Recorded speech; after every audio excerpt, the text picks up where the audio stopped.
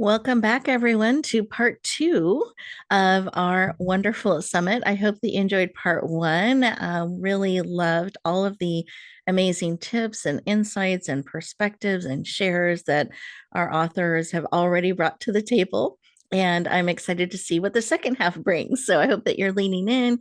You have your paper and favorite writing utensil ready for more tips and insights and information that's going to be coming forward as we continue our exciting conversations today.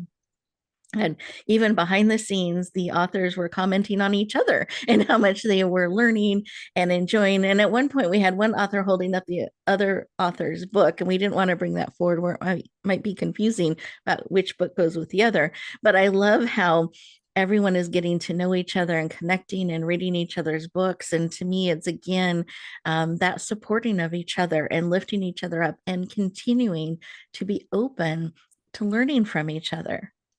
How beautiful is that? So we continue that same energy as we step forward into this second half. Excited to introduce our next amazing guest, and she's put together a beautiful presentation for us. So make sure you have your note hand ready so you can capture those beautiful insights. I know you're going to love her energy, her spirit, and her passion that she brings forward.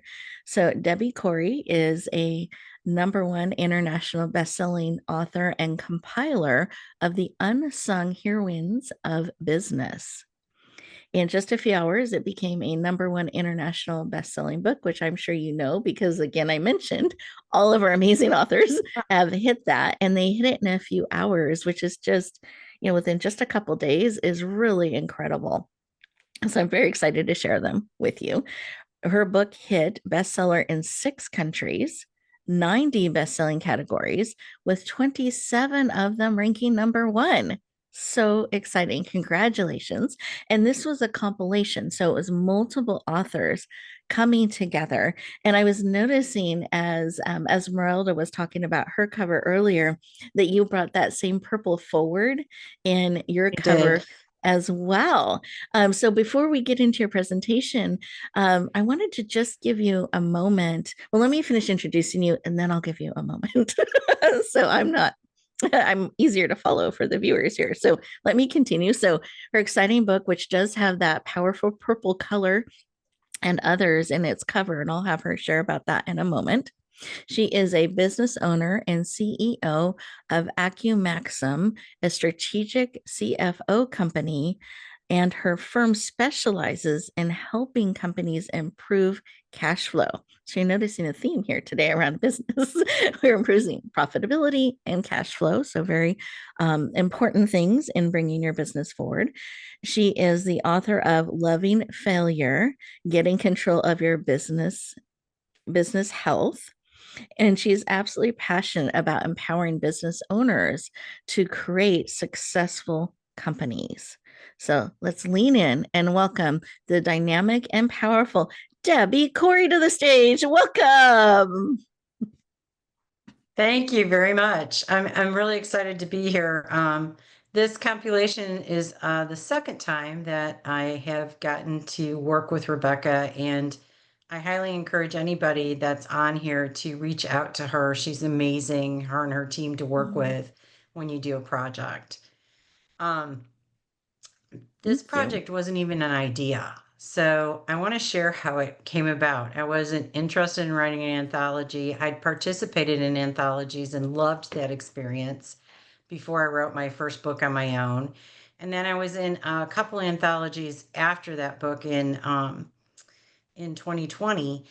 And I had been approached by my publisher who kept saying, Debbie, I know you've got an anthology in you. I know there's an anthology.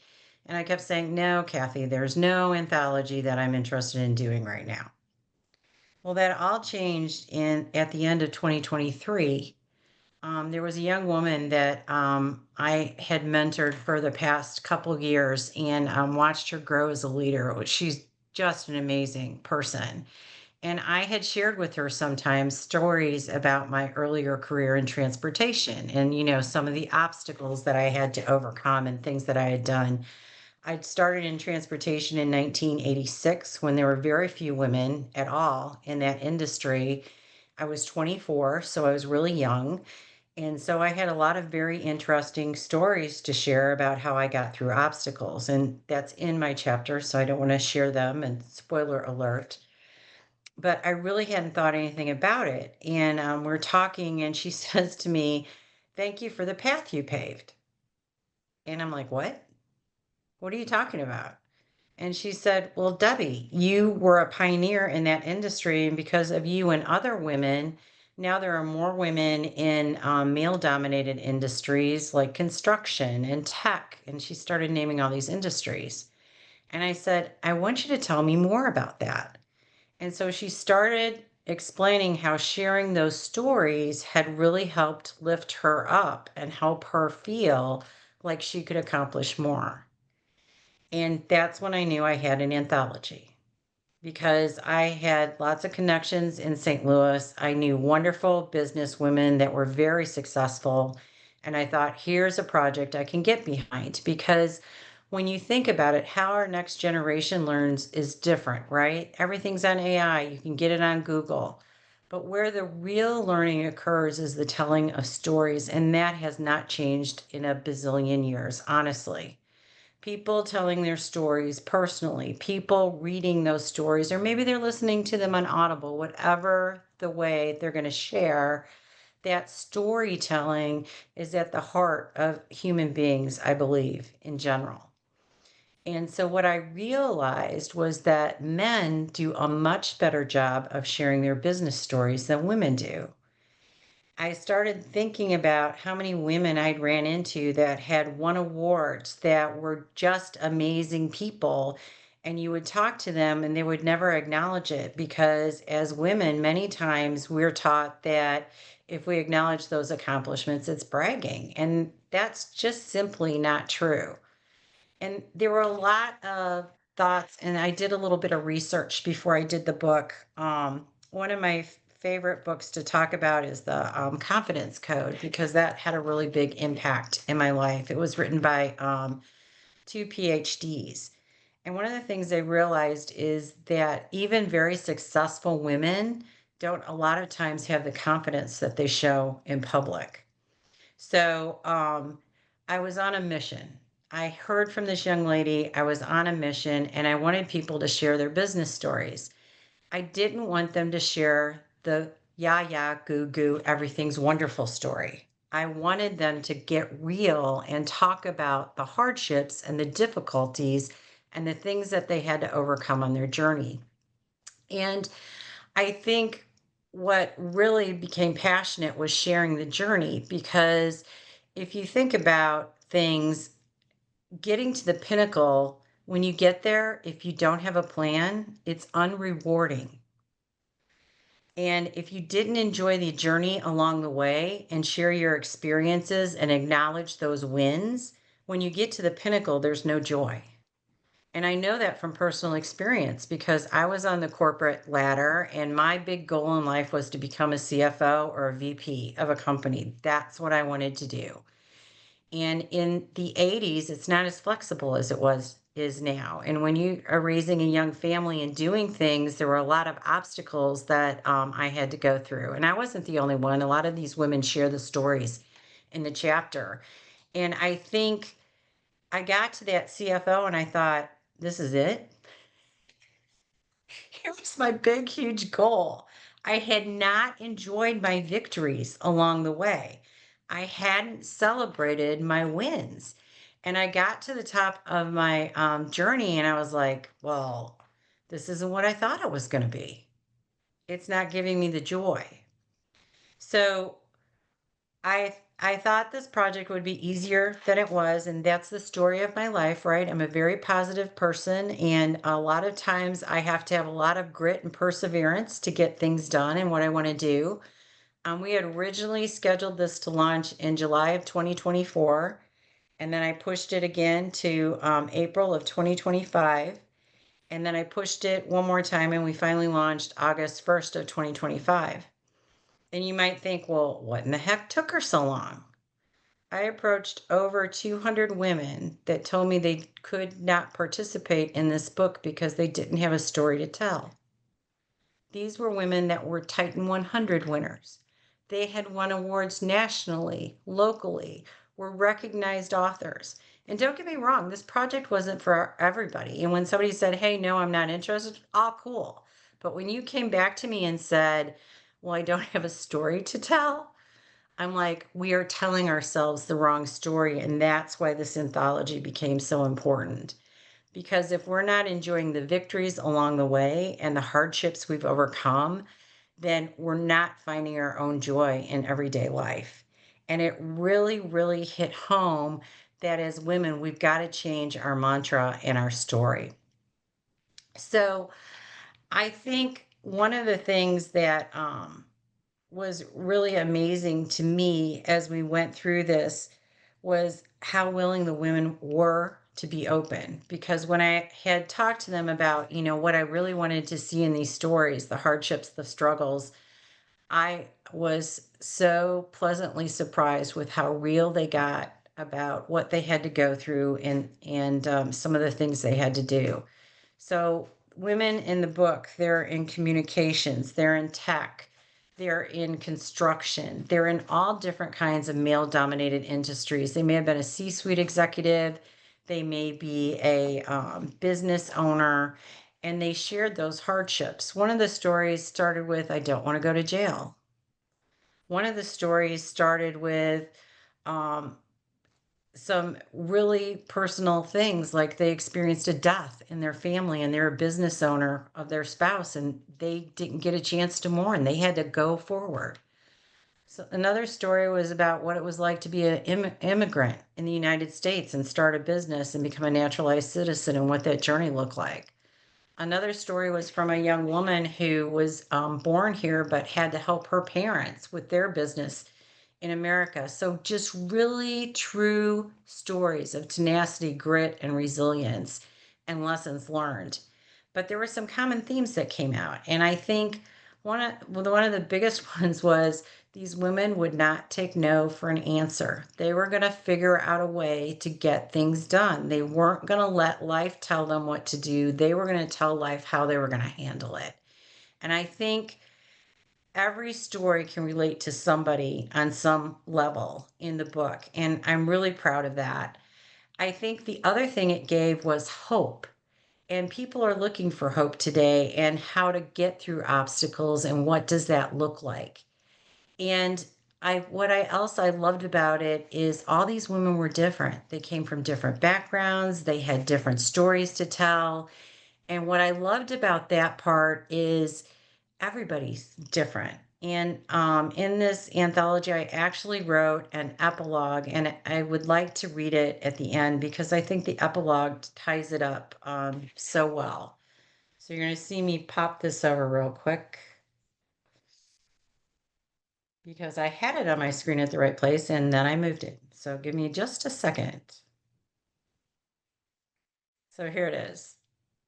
Epilogues are meant to wrap up stories with lessons learned and end the story in a neat and organized fashion. That is not the purpose of this book. Each woman shared her unique journey. Each of them is unique as you. Each story showed there is no one size fits all in life. Each of us is a unicorn with our own gifts and talents. Each woman in this book is still on her journey of life, learning, leading, and finding her joy every day. They have discovered that no one person can give you joy. Joy starts from within you. Where do you find your joy? What will your journey be? Are you willing to take a chance on that one thing that's burning inside of you? All you have to do is take one tiny step in the direction of your dream. One tiny step at a time will lead you to your goal. The epilogue is the story of your life that you choose to design. It's never too late to reinvent yourself or restart a stalled journey. We are all here cheering you on with each win and lesson learned. We are excited to see what you, the next inspirational unsung heroine, will accomplish. We look forward to the new stories you will share and celebrating your journey. One of my favorite quotes is a story that I watched live on CBS News. It actually changed my life. And they asked 80-year-olds what they regretted most in life. And they always said it was the chance they didn't take and the decision that they didn't make to try something because they never knew if that opportunity was going to turn out for them or not. So, my challenge to the audience is take that tiny step, make that faith of trust because life is short. You got to enjoy your family and your friends and find your joy. Thank you, Debbie. So inspiring. I just felt my heart pulled in and quicken and excited. And you're right. It's what we hold back on, not what we lean into. And when you shared about how over 200 women felt they didn't have a story to tell, I mean, how I find that as well when It I was talk with. upsetting. It was so upsetting. I remember when you shared that with me, there was a little more heat in the share at that time because it was so frustrating and heartbreaking Right. Right. to have people, women in particular, just not understand how amazing they are and their story and how valuable it is. So I hope listeners and watchers and viewers, you're hearing that, how important your story is, how much it matters. And thank you for leading this powerful project and bringing it forward and for your shares. A beautiful epilogue. I love Thank that. you.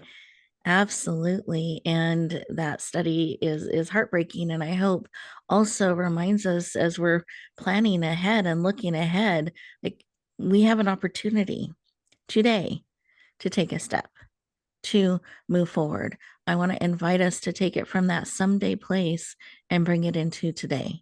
Start now. Don't even wait till January. You get to start now. Start today, Just bringing a it tiny forward. step, whatever that tiny, teeny, weeny, itsy bitsy step is.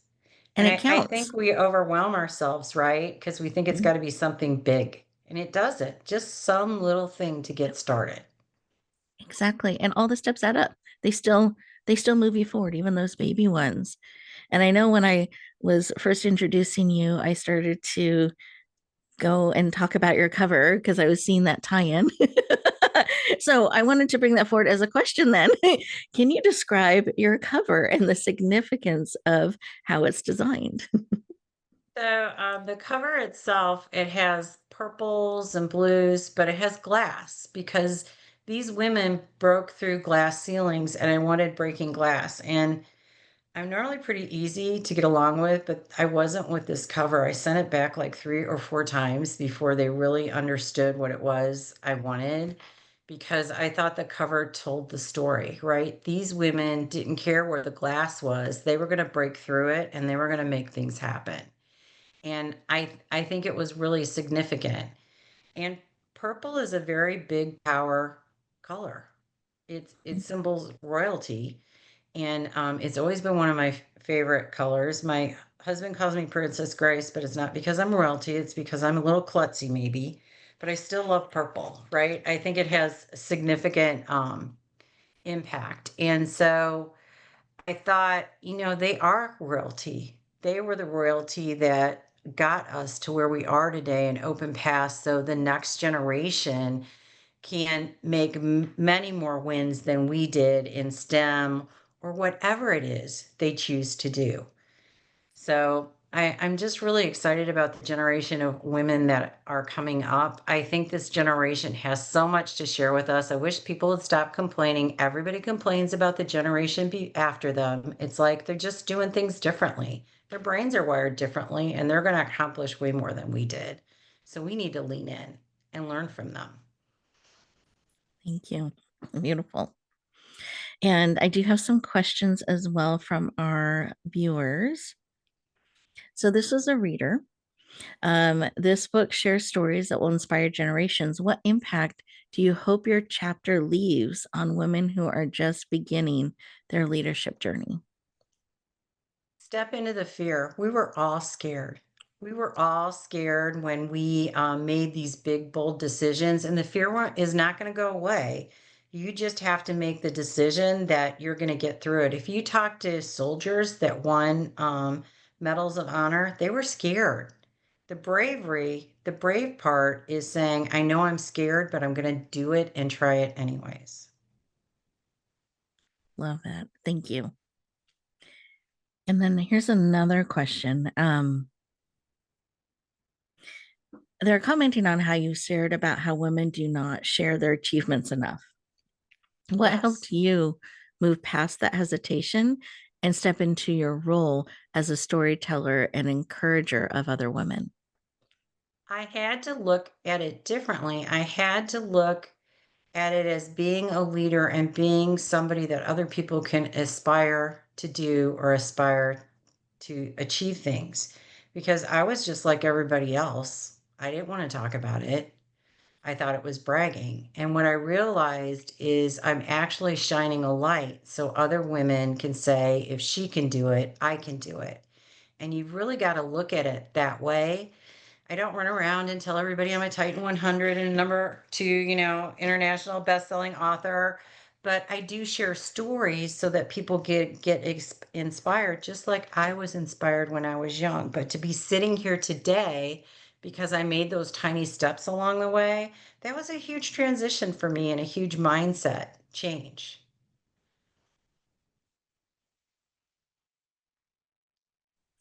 Thank you for sharing. And I love that you're creating this way and encouraging others to be able to lean in and share their brilliance. Because it is something that, I received that message or I took it in. I'm not sure all of where it came from, that it's not okay to shine. It's not okay to share, to stand out in front, that that's bragging or that that's something negative to shy away Mhm. from.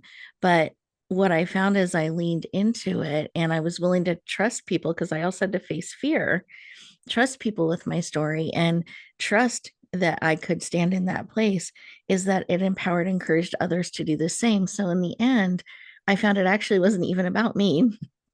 It was about them, Exactly. like you're It was about sharing. them. Yeah, and showing the way and that we can celebrate. There's a zillion stars in the sky. There's enough room for everybody. We can all lean in and share, and it matters because we each have our unique light.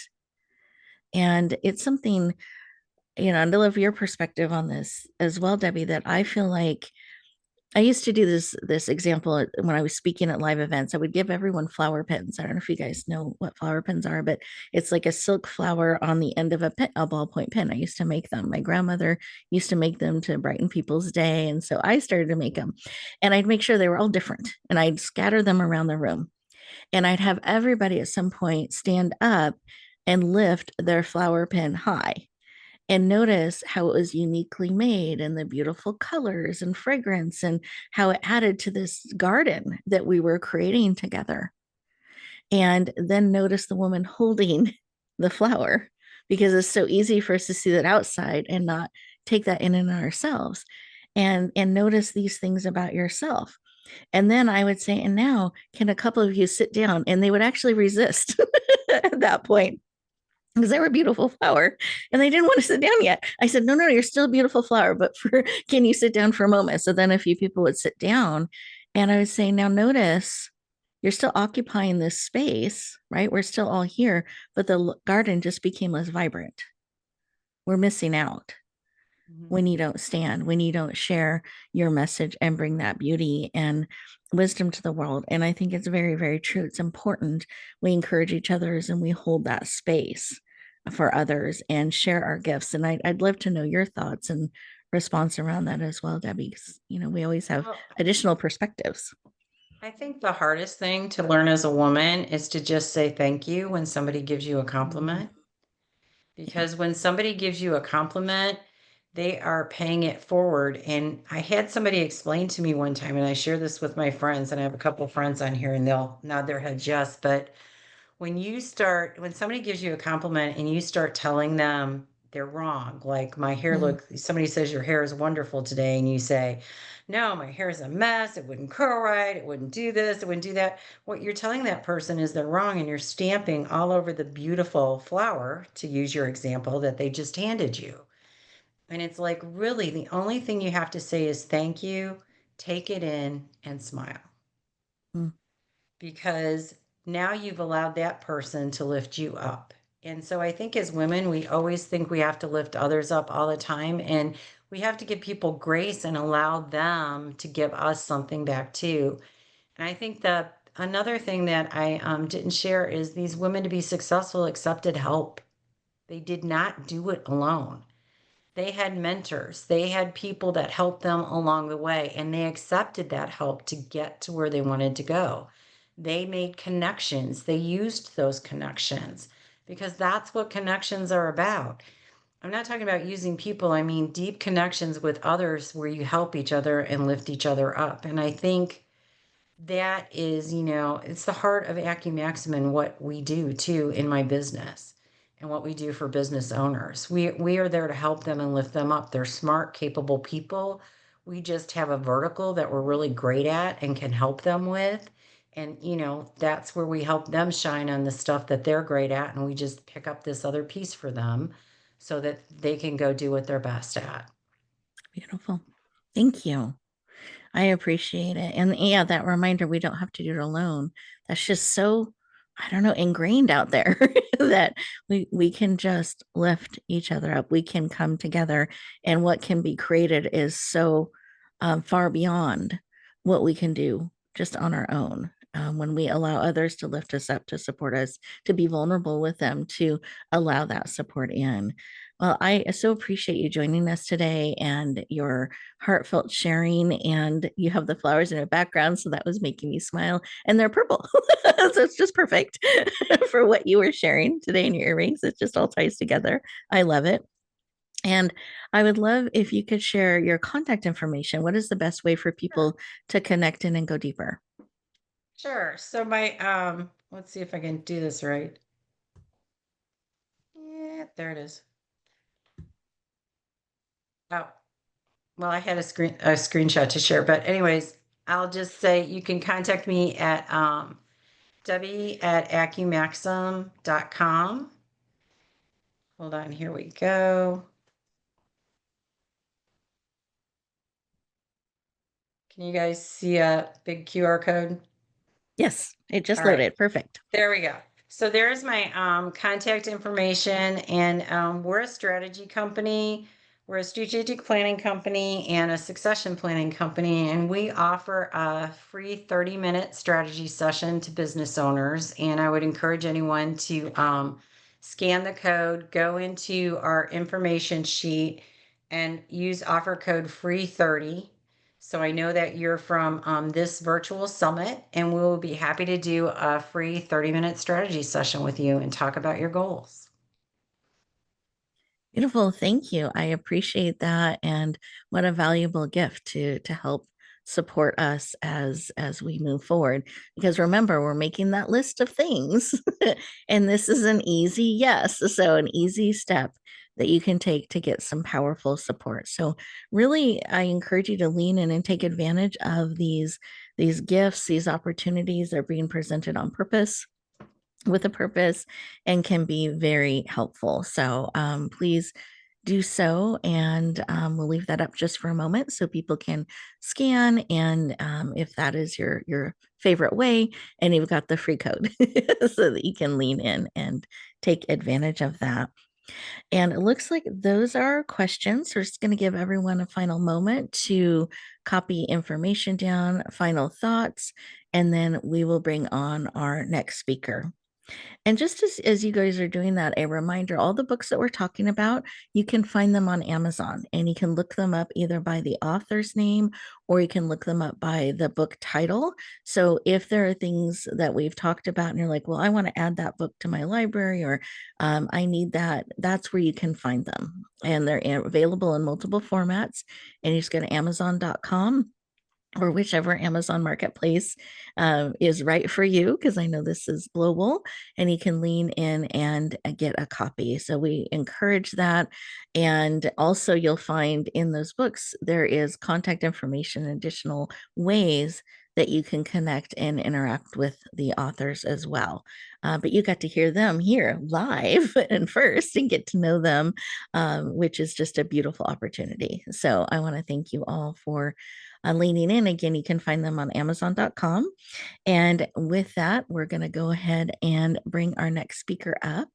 And Debbie, if you're able to, yep, Yeah, perfect. Thank share. you. There you go. Yep, perfect. And I love that you had that handy. That's great. Very nice. Yeah, yeah, perfect. Wonderful. Then I'm going to go ahead and introduce our next speaker. I know you're going to love him, his energy, his um, every time I've had the opportunity to interact with Gary, I've just always found my spirits lifted, and his positivity and enthusiasm and way of looking at the world just always touches my heart and makes me happy. So I am sure you Thank will feel that same way as you get to know Gary a little bit today. He is the author of The Magic of a Moment. This was released earlier this year in February. And also, as you know, became a #1 international best-selling book. And it reached, let's see, best-selling category in 2 countries, 27 categories, with 2 of them reaching #1. He is a transformational speaker, over 40 years of experience in higher education and organizational development. He's worked with nearly 1,000 institutions across North America, blending psychology, storytelling, and practical insight to help leaders unlock purpose and take action. He's also very involved in some nonprofit work as well. So I know he is really about making, and this is what I was just going to say, passionate about making a positive difference and helping you embrace the magic of a moment. Please lean in. Warmly welcome the powerful, dynamic, and enthusiastic and inspiring you. Gary Fretwell to the stage. Welcome. Boy, that's going to be hard to follow, Rebecca. Thank you.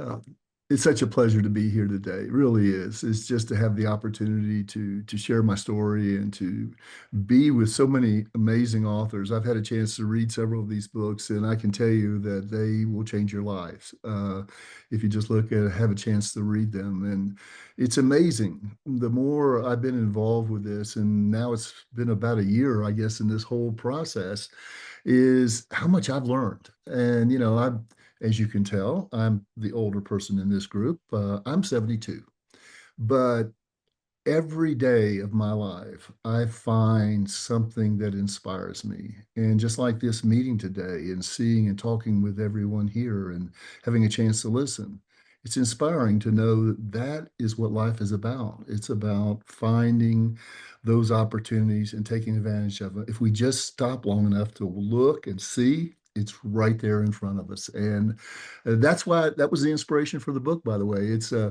many of our writers had such great ways they came about their book. My book came about because the first thing I did was think of the title. I remember where I was. I was on a plane coming back from another consulting visit, which I know Tim can relate to. I had had one of those 17-hour days to follow the 17-hour day before. And I was sitting there and I was reflecting on a conversation I had with a student. I worked with colleges and universities, and one of the last things I would do, and every time I had a consultation, was to visit with a group of students. Now, people would always tell me the students will probably be reluctant to speak to you. Wrong. If you listen, they would have to break it up every time. But one of the students said to me, they said, it was so great to have somebody really listen to me. Just listen to me. And I was on the plane flying back to Denver at the time. And I reflected on that and I said, there really is a magic in every moment. And the name of my book came from that moment. Now, I'd like to say that I wrote it in 6 months because I was all excited. Well, I did like probably many of you've done. I started writing it on planes, usually between reports. And I would write a little bit, write a few notes down, and then I'd stop. Write a few notes down, then I'd stop. And then I went through a period of time where I didn't write any notes about it. I thought, well, nobody really wants to hear anything about it. And like many people, something amazing happened. It was called COVID. I think all of us can probably remember that time. And it was during COVID that one day I was walking with my wife, and we were in the Los Angeles area at the time. And we were walking, and I noticed something. Everybody had their mask on and they were hosing themselves off as they came in the door of their house, so they wouldn't carry germs. But I noticed something really interesting. Everyone was taking time to say hi to each other. People that never knew their neighbor's name knew their name and were actually talking to them. So I wrote this little thing for, I don't know if you've ever seen the app Nextdoor. It's an app that offers up where people share things. And I shared a story, and it was on the paradox of social distancing. And the whole part of the story on it, the little essay I wrote was about how it was such a paradox to me. We were supposed to stay apart from each other, but the paradox was everyone seemed to know more, talk more, share more than they ever had before. And I realized it was because of those moments. Well, I put it out there, and all of a sudden, my email, everything just lit up. And I thought, well, maybe I should go back to my book and finish my book. And that's when I started on the journey and had many stumbles in that process. And I want to give credit to Rebecca. Rebecca and her team really salvaged my book in many ways because I had a bad experience. And at one point, it was easy to get discouraged. But a friend, a person that had worked with Rebecca, told me about her. And I made contact. And the magic of a moment is here because of that contact. And I just want to say that it's important. And so, anyway, that's what I would say to start. And Rebecca. Thank you for sharing it. I love that because that was going to be one of my questions. Where did it come from? So you read my mind. It's perfect. And thank you. It's been an honor to be on the journey with you and get to be part of what you created and have brought forward. It's so impactful. And Thank you. absolutely. And I'd love for you to describe your book a little bit, Mhm. because it's a business fiction and it's a really I love what you created and brought forward, but I'd love for you to share a little bit about it. Yeah, yeah. I want to go back to something Debbie said that was it's so true. People relate to stories. I know for me, I guess maybe growing up in the South, stories is the only way we can talk. We have to share everything, and it's usually related to a story. So when I started with this book, I thought, what could I do to communicate things that were really important to me in terms of helping people unlock the truly the magic in every moment. And I believe that. I may be naive, but I believe that. And I started to think about how to share that. And I thought I could write it in terms of, 20 chapters on the practical theories of making the most of every moment. But I started to think about my own life. And one of the number one questions I've received is this you in the book? And my answer is, yeah, sort of, but it's really not one time. It was the thing I realized is how many people came to my aid in my life, how many people mentored me, how many people shared with me, how many people encouraged me. And I wanted to share that in a story.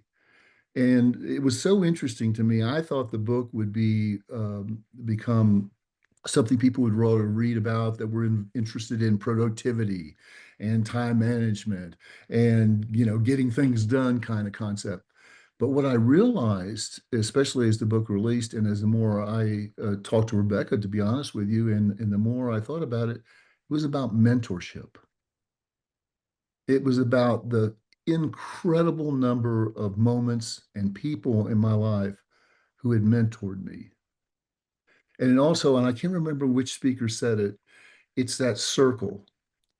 Those people gave to me, and it's important that I give back that mentorship, that giving back. And just as Debbie was saying, there are countless people that help us. But if we don't tell our story, if we don't share that, no one will know. And the number one thing I would encourage people to do is to realize you have a story. You have a story that people need to hear. It may be in the form of a book, or it may be sitting down and just talking with somebody that's in pain. It may be talking with somebody that is struggling. It may be talking with somebody that you meet. It's amazing to me how many opportunities there are. I have to share. I'm a storyteller, as you can tell. I have to share a short story. So I work with Meals on Wheels. I'm president of the board and been there for 3 years doing that. And I have a chance to do something that I really think makes a real difference, what I call a tangible difference. We're feeding people in our community. 3 years ago, we were serving about 70,000 meals. And now we serve 110,000 meals a year to people that need a meal to eat. I mean, what a tangible good. But one of the great things we have so many volunteers that work with our organization. And one of the women that works in our organization, she helps. We have a cafe where people can come in there if they're mobile, and they can come there and get a lunch. And she takes the tickets. And I walked in there one day, and she grabbed me. Now you've got to realize you can't see it now. I'm taller when I'm standing up. I'm 6'8". This woman must have been about 5 foot tall. And she grabs me and says, "I need to talk to you." Her name is Mel. And I said, "Okay." And she said, "I got your book." I said, "Okay, great." And she said, "And I read it." And she said, "I've got a beef with you." And I said, "What is that?" She said, "I realized how many moments in my life I missed." And then she said, "But I want to thank you because I know I've got a whole lot more to understand and to receive." And I sat there and I looked at her. The thing about this woman, she's 91 years old. And she was looking forward to finding those moments in her life. And I'll tell you, it did something to me. You can write books, and, we've all been fortunate to be successful and our books be well received. But it's moments like that. And I think I told Rebecca that from the beginning. If people ask me if I wanted to write a book to be famous, well, I sort of had that in my life. I didn't really need that. People would ask me, "Did you write it to make money?" And I'd say, "No, not really. I'm really fortunate in my life." And my wife goes, "No, no, that's okay to do." I said, "But you know what I hoped for?" And that little interaction right there did it for me. She said, I said, "I want to change one person's life. If one person reads our books and it changes their life, to me, that is the greatest honor in the world. It's absolutely the greatest honor in the world." And that's what I feel. That's what I believe. So, Yeah. yeah. I know. Thank you, Gary, for sharing that. And I was reflecting back on just parts of the journey and how when the advanced readers and how they read the book, but then they internalized it and moved Yeah. forward. They were so impacted by it and the story, and they started because there's steps you can take that are listed out in the story. And so they started doing them. And even the editor, if you remember that, Gary, right? Yes. Remember the Yes. editor went, "I love this book," and I've already started and kind of listed all the stuff they were doing that they had taken from the book. And Yeah. they were so grateful to have the book in their life. So it's a book that it's engaging and fun to read as you go on the journey of the story, but you can't help but be compelled to look at moments differently Mhm. and consider adding some of the steps. So, in a sense, you're kind of getting mentored as a reader in the book as Yeah. you're going on the journey. Mhm. And as this book came forward, the process that you talk about and that the young person learns in this story and becomes so successful as a result of applying what they learned, um, you created another piece to help people. Yeah. And Yeah. I'd love for you to share about that. Yeah. Yeah. So one of the things that this is my book, by the way. This is the title and the book cover. Well, Uh, wait, now before you answer the question, you okay. have to explain the book cover Yeah. Okay. because I know Yeah. there's a So, story there. so, so the book cover highlights the name, "The Magic of a Moment," and what I told you a minute ago was absolutely true. I came up with the book title. Is the only thing didn't change in this book was the book title from the first moment I thought of it. And just my wife design is a designer and incredible photographer and so forth, and she designed this for me. And just to get behind it a little bit, so the dark navy blue, which I love, the reason for that is that to me, that navy blue shows a depth, and I think people see it as an expansive color. For me, I don't want to over dramatize that, but to me, it was the way I looked at it. And the white, I wanted the magic to stand out. And then she developed these little stars, these little gold stars. And those little gold stars are the gold stars in all our lives. That's those magic moments. Some of them are very small, some of them are bigger. But that's the reason for the book. That's the reason for the way it was designed. The corresponding book on this is that I'm a big believer in taking notes, writing things down. I know probably many of you are. I wrote a Unlocking the Magic, which was a way to take those principles and just make a way that people could take 30 seconds to a minute and write some down that would capture some of those thoughts from that same kind of design of the book. Um, and I use it myself. I mean, every day I write in it and so forth, and use it because it helps me remind me of the process. But it is an intentionality.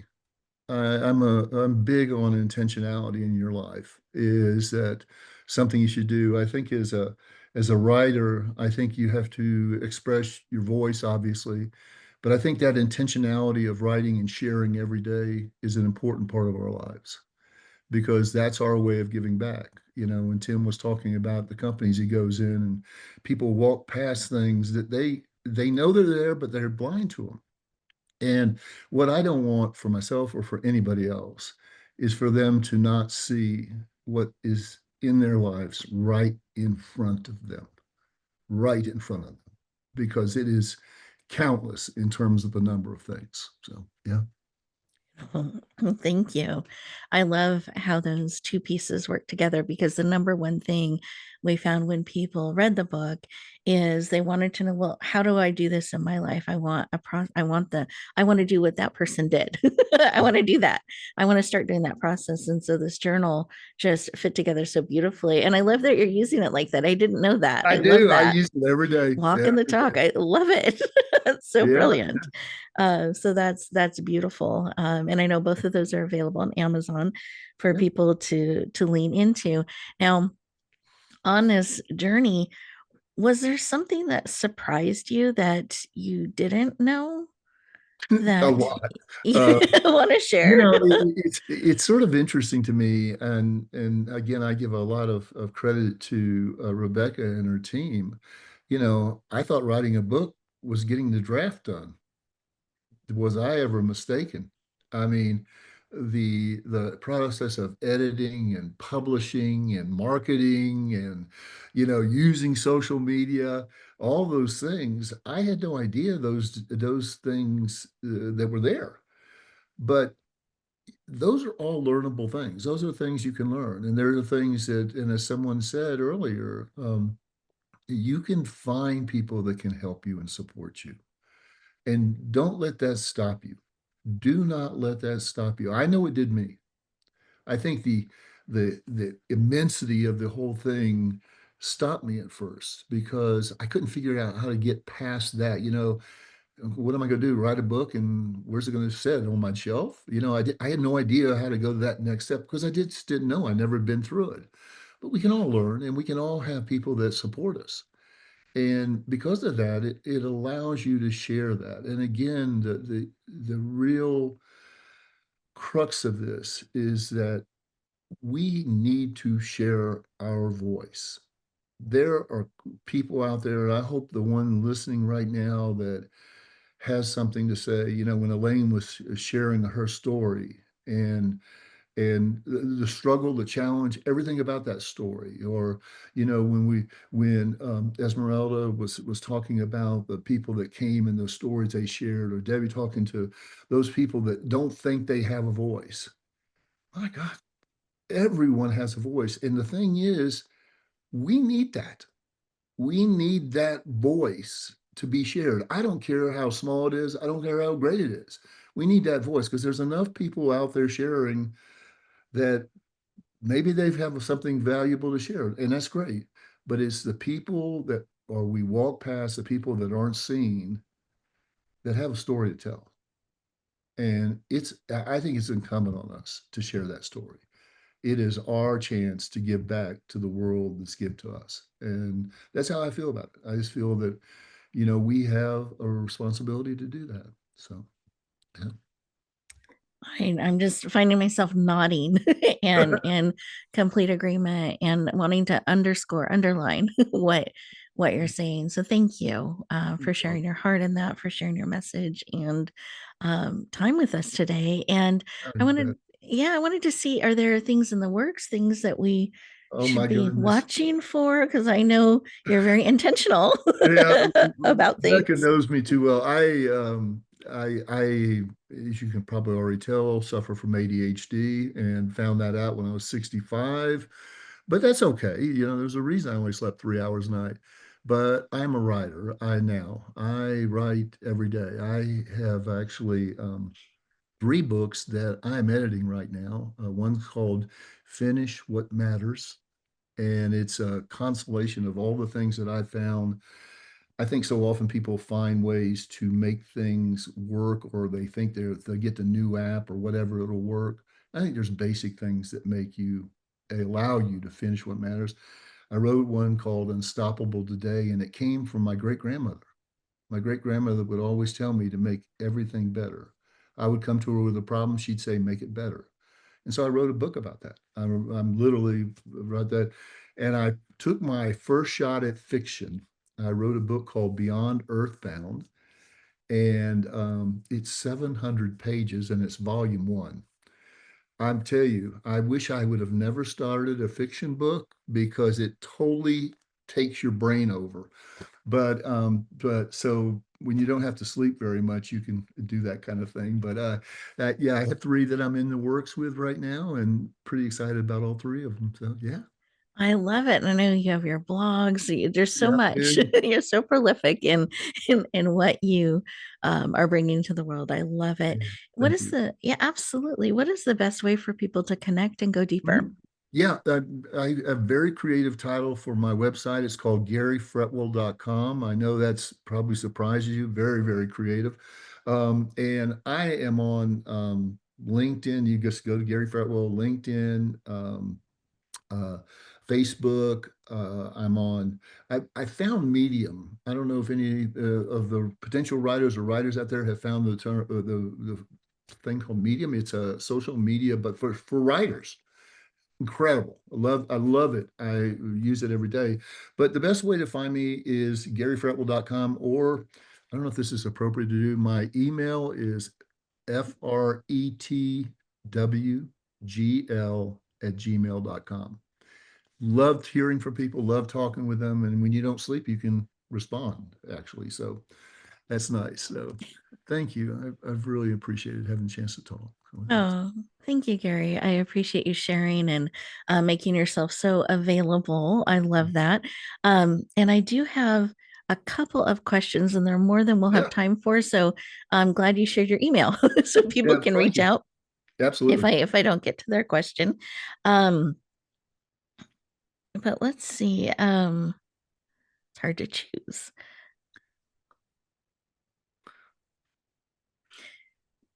Okay, this one I so many people struggle to find purpose or direction.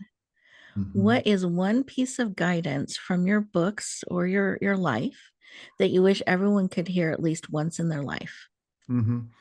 Yeah, I think that the number one's though, it sounds so trite, but to be true to yourself, I believe that finding that truth inside of you and not being afraid to follow that is so important. I mean, we may not always get it right. We may not always make it perfect, but we ought to share that and we ought to find that. And I think most people, if they're honest, if they pause for just a second, take a step back, take that breath, and I know you're a big proponent of that. Take that breath and realize that there's a truth in you And that's your purpose. That's that truth that wants to be communicated. And it may be something grand, or it may be something as minor as I don't know what. It may be it's that next conversation. But I think that purpose, oftentimes, people try to crystallize it in a paragraph. And I think it's a life well lived. I think it's a life that happens one moment at a time. I think it's that conversation that we've held off on, that we can have, that letter we should have written and write it, that page that we create that becomes part of our book. I think that that's where real purpose is. And it's by following that, is not being fearful or scared to take that step. And I love what one of our speakers said, it's nothing is too small.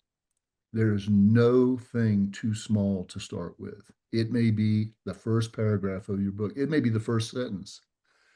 But then when you do that, do it again tomorrow. Do it again the next day. And I think that's where the real power is. And that's where you find your purpose. You find your purpose. I love the statement that I've sort of been working with in my own mind is life rewards action. I believe life rewards when we actually take a step. We find that life when we take that step. And it's something that's sort of resonating in my mind and heart right now. And I think that's what people need to do with a purpose is life will reward it if you take action. I really believe that. Yeah. Beautiful. Thank you, Gary. I Mhm. so appreciate it and your time today. And I'm excited for all that you have coming forward. Thank you. And yeah, absolutely. And I know you'll keep taking the steps. So I know they will come forward. And Yeah. um, I can't imagine how big that fiction series is going to be Oh my, if the three first volumes, I one, think. I've got an outline, but it's yeah. yeah, they can grow on you. Yeah, So for sure. that's exciting. Wonderful. Well, thank you. I appreciate your time today. One And last thing, oh, Rebecca, sure. it's been an honor to be a part of this Oh, and to thank be a you. part of with such amazing other authors. I tell you, I felt humbled by being here with this group of authors, and I want to thank you for putting this together. I really do. Thank you. Well, thank you, Gary. It's an honor to lead, and I have been taking notes as Yeah. well. So I've been very served too by having so many people come together and have this group in particular in their sharing. So thank you. I'm glad to have you as part of it as well, and an honor to lead. Beautiful. Well, we have our next speaker, who I know you're going to love as well.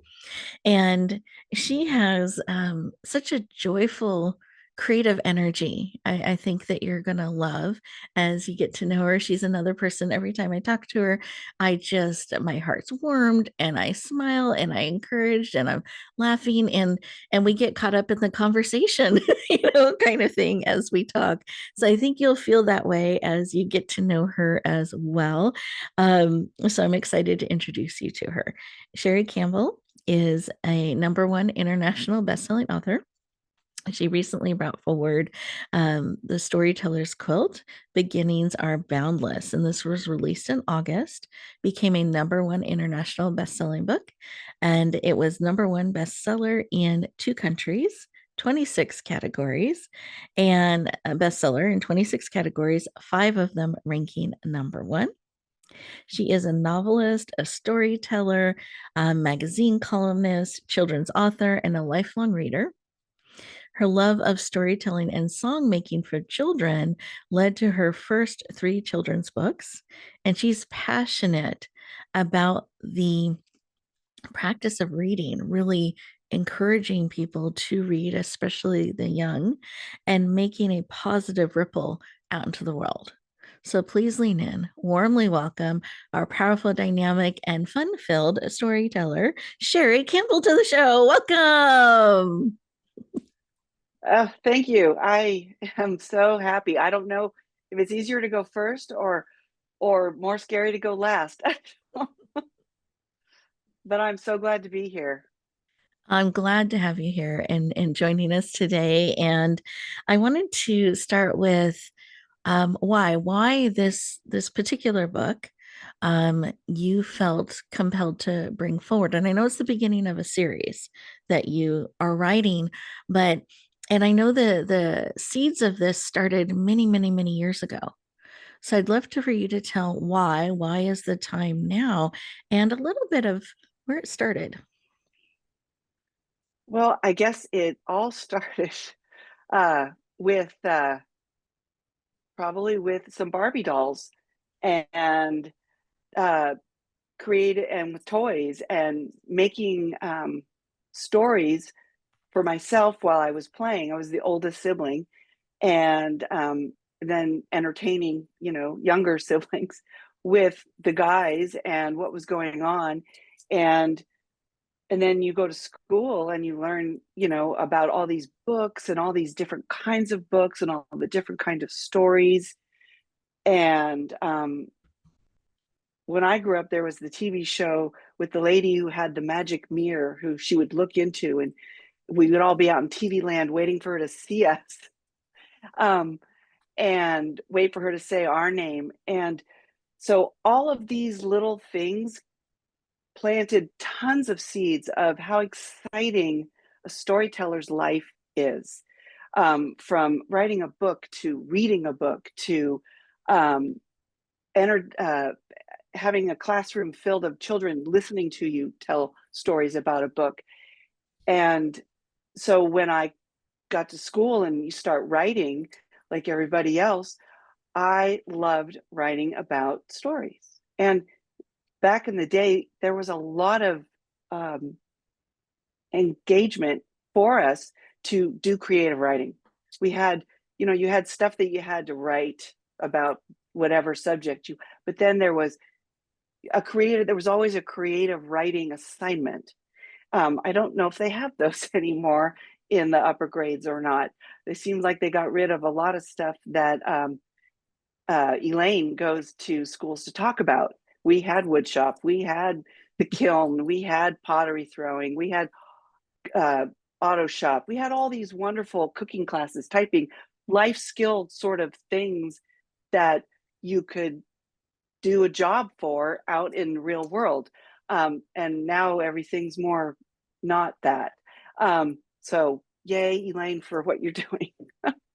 um, but the storytelling aspect is just kind of all in there. And I started writing stories and um, had that was my favorite thing, write my stories and turn it in. And then it was extra credit. And then it was for myself. And I just had them and they all sort of stacked up. Um, and then you're in high school and they want you to figure out what you want to do with your life. Well, I wanted to be a writer, but nobody, the way to be a writer was to be a journalist.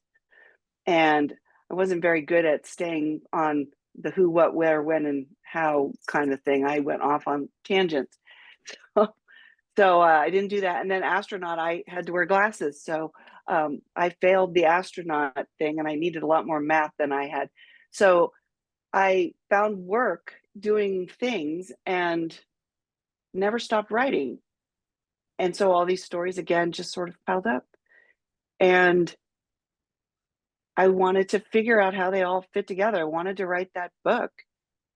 And I never could. I started writing lots of poetry. I started submitting to greeting card companies.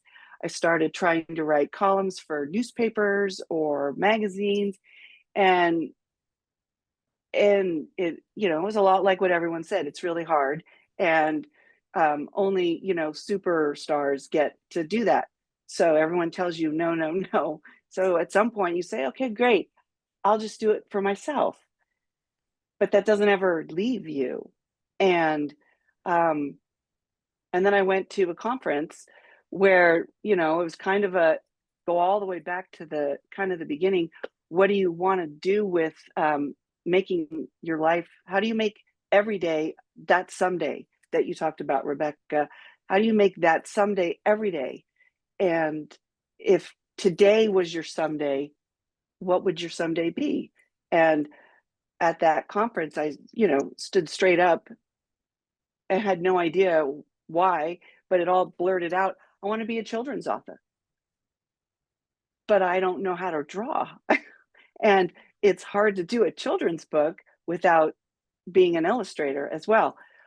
But if you ask enough people, and one of the other panelists talked about that. If you ask enough people, someone says, "Oh, I know someone," and I found a willing publisher, and I started my book journey with a song that got turned into two little children's books.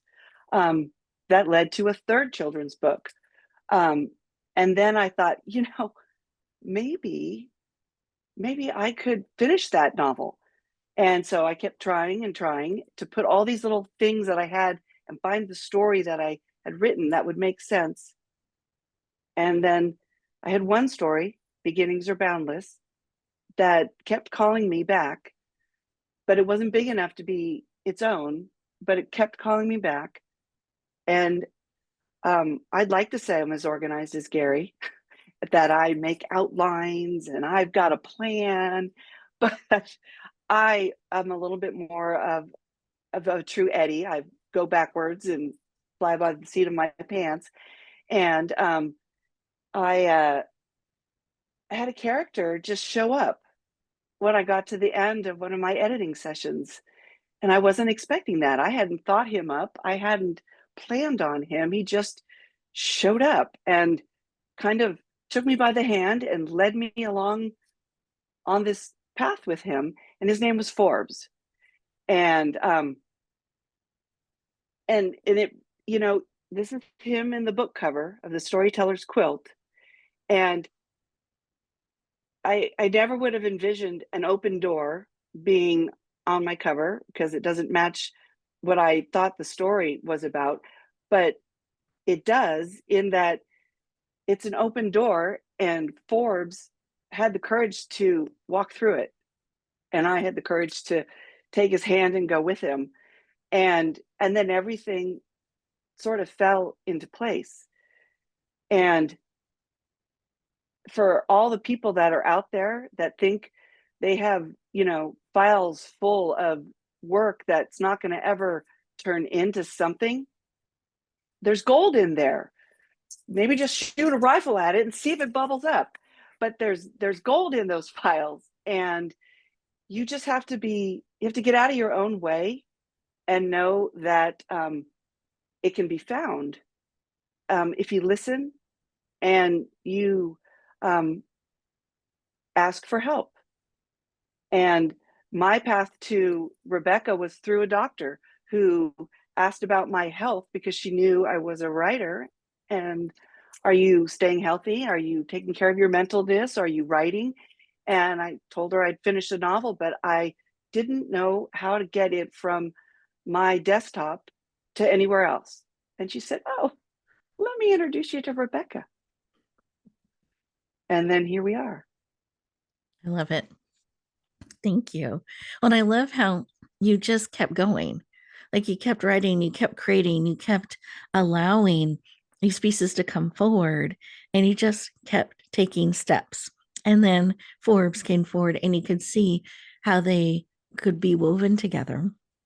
He came together powerfully in this beautiful story, book one of the series. I know there's more in the works as the journey continues. And the stories that you wove together, they're so creative. And I know they're deeply meaningful to you and your history and your family and that kind of thing. And you're trusting us, you're sharing them with us. And we get to go on this journey following these characters and explore things for ourselves too as we go on that journey. So I love what you've created and are bringing to the world. Those two books that you mentioned that began with a song, I know you're getting ready to bring forward in re-release and slightly different format to make it even more available worldwide, which is really exciting that those will be coming out in 2026. So the song will have new places to be sung and to be shared, and new families that it will get to be able to reach.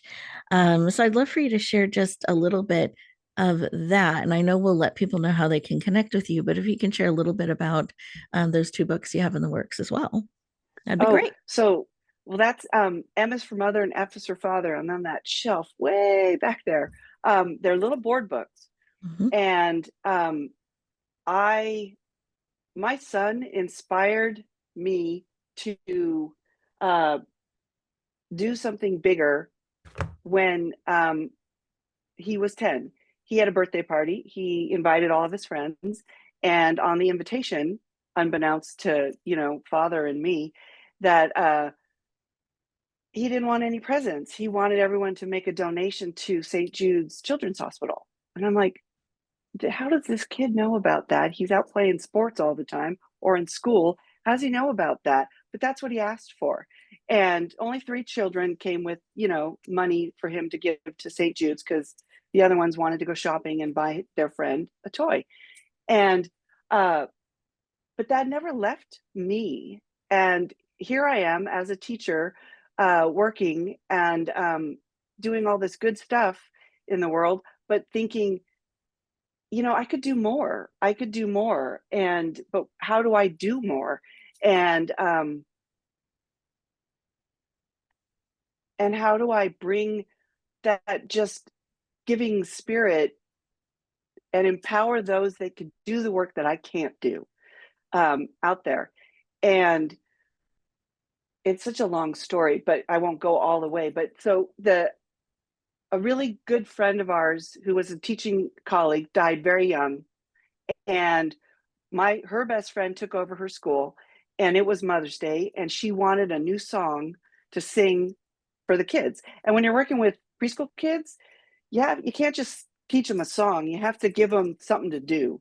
So it wasn't an easy task. And so I came up with kind of a spelling bee of M is for mother and OTHER, and the kids could hold up little signs and draw little pictures and sing it along. And it wasn't super long. And it was a big hit. But then I thought, this book, I read so many books to kids. This song could be a great book.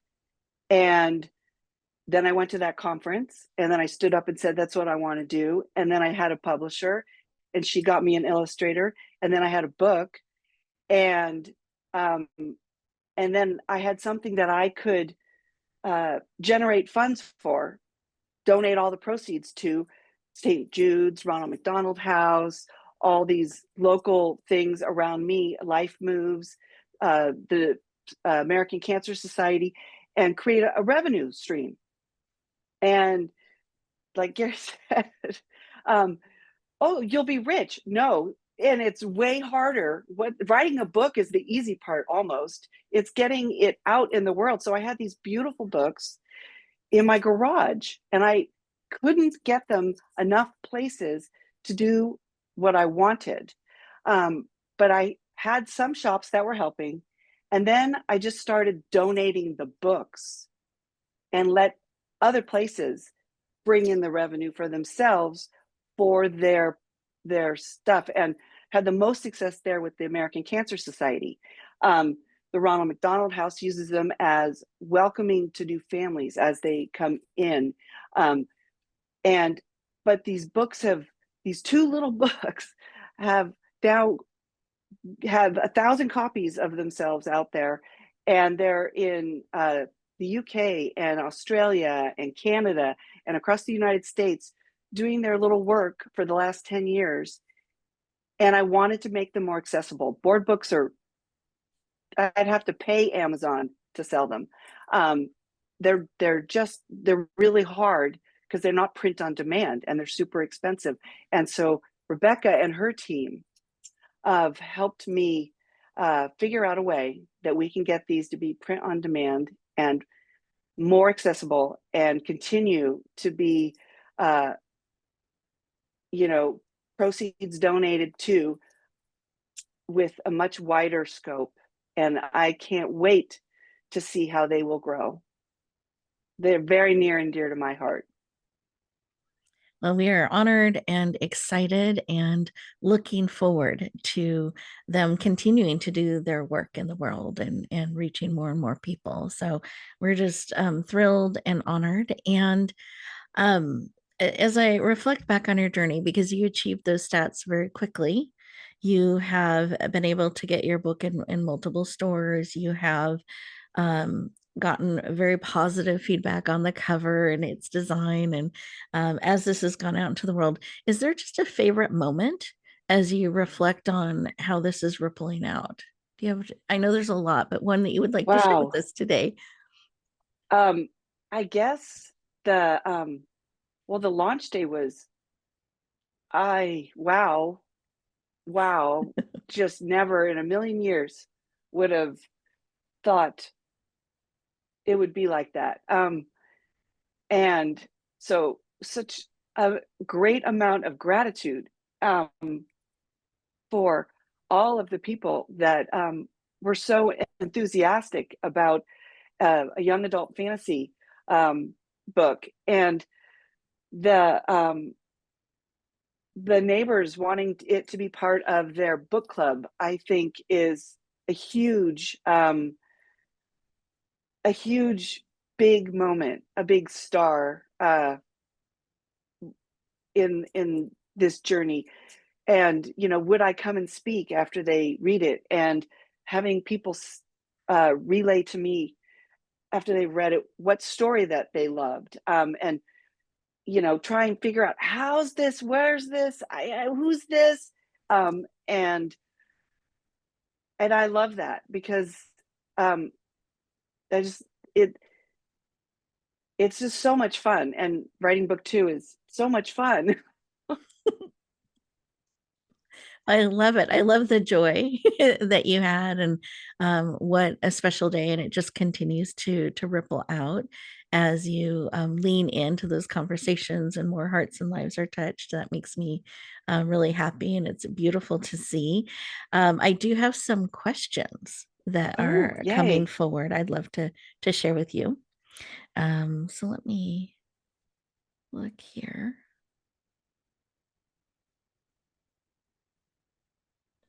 There's several to choose from.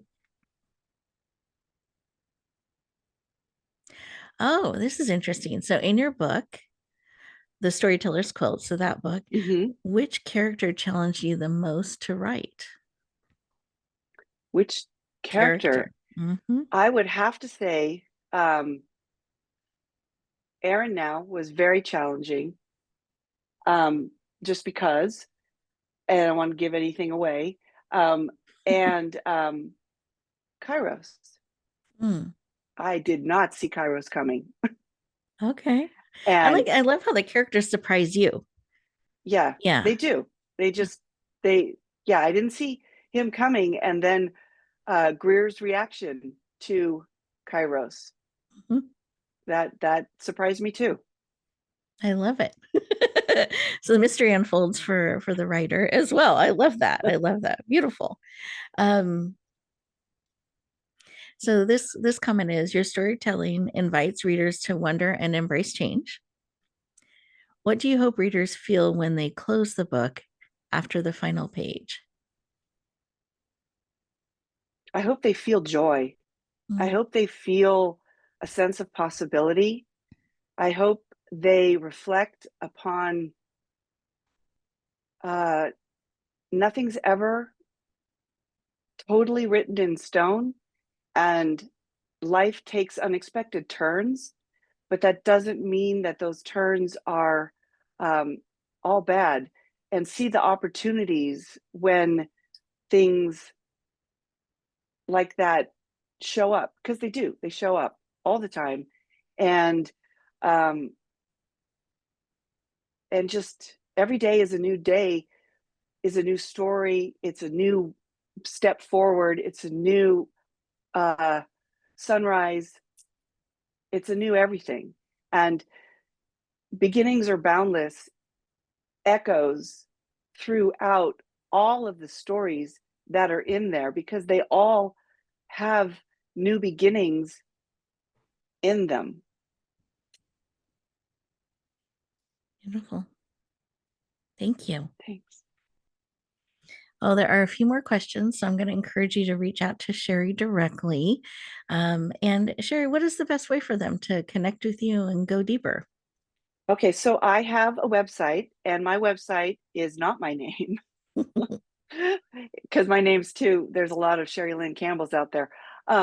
my website is Wonder Eddy, all one word, .com, wondereddy.com. And you can reach Sherry at wondereddy.com. And I will be adding my website, like me, is a work in progress. And I will be adding a connection thing to add the viewers or listeners name to an email list to get a newsletter to find out what's going on in the storyteller's realm. And then you can keep updated with when the release of M is for Mother, F is for Father will come out.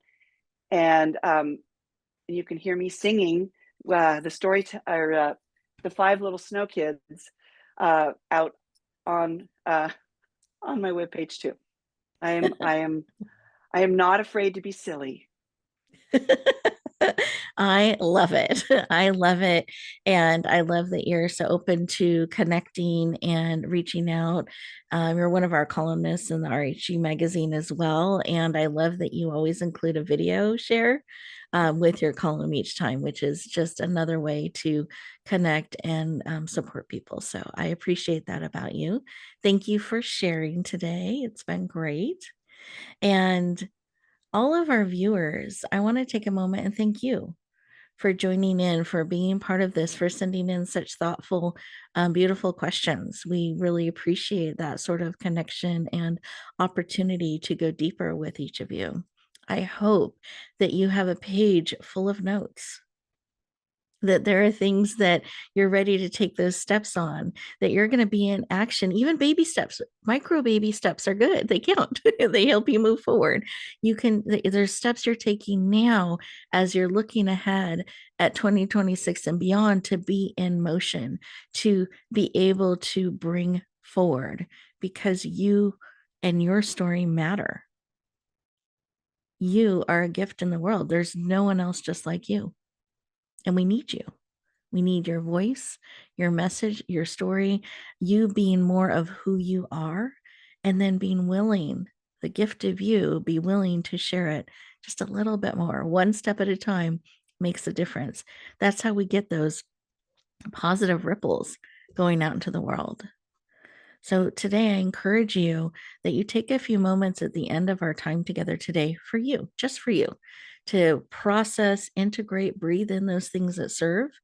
And what I also like about breath is when you breathe out, you can picture yourself releasing all those things that no longer serve with appreciation.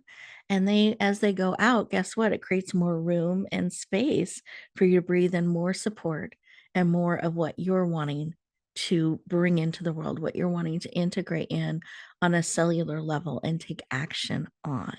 We've heard action a lot in our conversation today. Even love in action, which I love, joy in business, all these things that can be combined together that you get to be part of bringing forward.